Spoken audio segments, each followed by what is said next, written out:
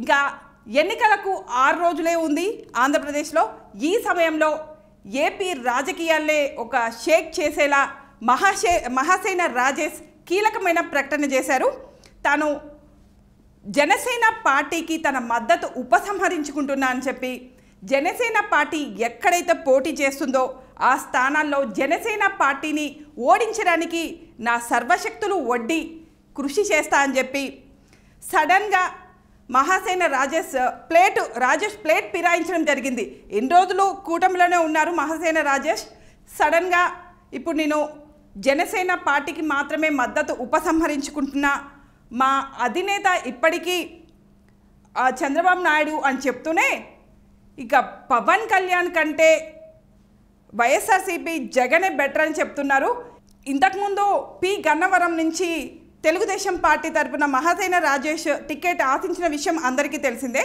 అయితే ఆ నేపథ్యంలో అతనికి టికెట్ ఇవ్వకుండా జనసేన పార్టీకి సంబంధించిన వ్యక్తికి అక్కడ టికెట్ ఇవ్వడంతో దానికి ఆగ్రహించిన మహాసేన రాజేష్ ఒక మీటింగ్ పెట్టి, అంటే తన ఛానల్ ద్వారా నాకు ఇక్కడ టికెట్ వస్తుందని అనుకున్నా, చంద్రబాబు నాయుడే నన్ను పిలిచి మరీ టికెట్ ఇస్తా అని చెప్పాడు, కానీ ఏం జరిగిందో నాకు తెలియట్లేదు, జనసేన పార్టీకి కూటమిలో భాగంగా ఇక్కడ టికెట్ ఇచ్చారు, సరే నేను సైలెంట్గా ఉంటాను, కూటమి ఏం చెప్తే అదే వింటాను, నాకు చంద్రబాబు నాయుడు గెలవడం ముఖ్యం, కూటమి గెలవడం ముఖ్యం అన్నట్లు మాట్లాడిండు.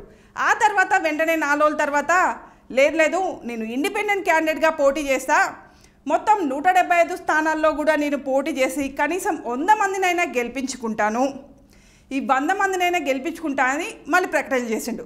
ఆ తర్వాత మళ్ళీ 4 రోజులకి నన్ను చంద్రబాబు నాయుడు పిలిచి మాట్లాడిండు.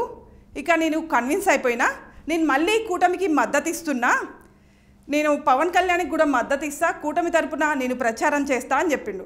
మళ్ళీ ఇప్పుడు ఇంకొక తాజా ప్రకటన, ఇంకా ఎన్నికలకు 6 రోజులు ఉన్న సమయంలో ఇప్పుడు ఈ ప్రకటన ఏం చెప్తున్నాడంటే, నేను కూటమికి మద్దతు ఇస్తా కానీ జనసేనకు మాత్రం మద్దతు ఇవ్వను అని చెప్తున్నాడు. జనసేన ఉంది కూడా కూటమిలోనే, కానీ జనసేనకు మద్దతు ఇవ్వను, పవన్ కళ్యాణ్కి మద్దతు ఇవ్వడం కంటే వైఎస్ఆర్సీపీ పార్టీకి మద్దతు ఇవ్వడం చాలా బెటర్ అని చెప్తుండు. అంటే అంబేద్కర్ ఏం చెప్పిండు అంటే, అన్ని కులాల్ని సమానంగా చూసే వాళ్ళకి మద్దతు ఇవ్వండి అని చెప్పాడు, కానీ కులాలకి సంబంధించిన రిజర్వేషన్స్ గురించి బీజేపీ పార్టీ మాట్లాడింది, తెలుగుదేశం పార్టీ కూడా కూటమిలో ఉన్న పార్టీని మాట్లాడినాయి, కానీ జనసేన పార్టీ మాత్రం ఒక్క మాట కూడా మాట్లాడలేదు. ఎలక్షన్స్ ముందే ఇట్లున్నప్పుడు ఒకవేళ కూటమిలోంచి గెలిస్తే, ఎలక్షన్స్ తర్వాత గెలిస్తే ఇక ఆ రిజర్వేషన్స్ సంగతి పక్కకు పెడతాడని చెప్పి అదొక మాట చెప్తున్నాడు.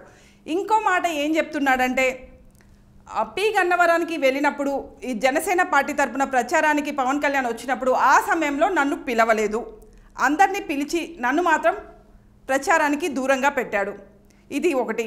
ఇక పవన్ కళ్యాణ్ అని ఎటువంటి వాడంటే, పవన్ కళ్యాణ్ని గెలిపిస్తే, పవన్ కళ్యాణ్కి సంబంధించిన జనసేన పార్టీని గెలిపిస్తే రాష్ట్రం ఏమవుతుంది అనే దాని గురించి నేను ప్రజలకు చెప్పి మరి ప్రజల్లోకి వెళ్ళి జనసేన పార్టీ ఎన్ని ప్లేస్లలో అయితే పోటీ చేస్తుందో ఆ స్థానాల్లో అన్నిట్లలో జనసేన పార్టీని ఓడించే ప్రయత్నం చేస్తా అని చెప్తున్నాడు. అంటే మా అధినేత చంద్రబాబు నాయుడు అని చెబుతూనే అటుపక్క జగన్కి మద్దతు ఇచ్చేలాగా కనిపిస్తూ ఉంది మహాసేన రాజేష్ ప్రవర్తన అని జనాలు అంటున్నారు. అంటే సడన్గా ఎందుకు ఇలా మారిపోయాడు, అసలు ఏం జరుగుతుంది?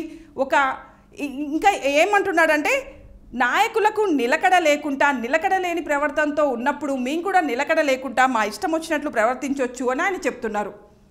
నిలకడ లేకుండా ప్రవర్తిస్తామని ఆయనే ముందే ఒప్పుకుంటున్నారు.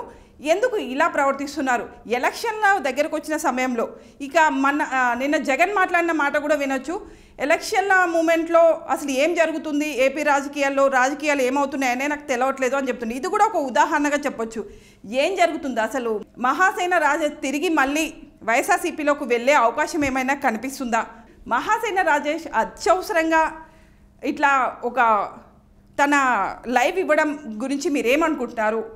ఎందుకు సడన్గా ఇంకా ఎలక్షన్లు సమీపిస్తున్న సమయంలో ఇట్లాంటి ఒక కీలకమైన ప్రకటన చేశాడు అనే దాని గురించి మీరు ఏమనుకుంటున్నారు అనే దాని గురించి మీరు మాకు కామెంట్ రూపంలో తెలియచేయండి. నమస్తే.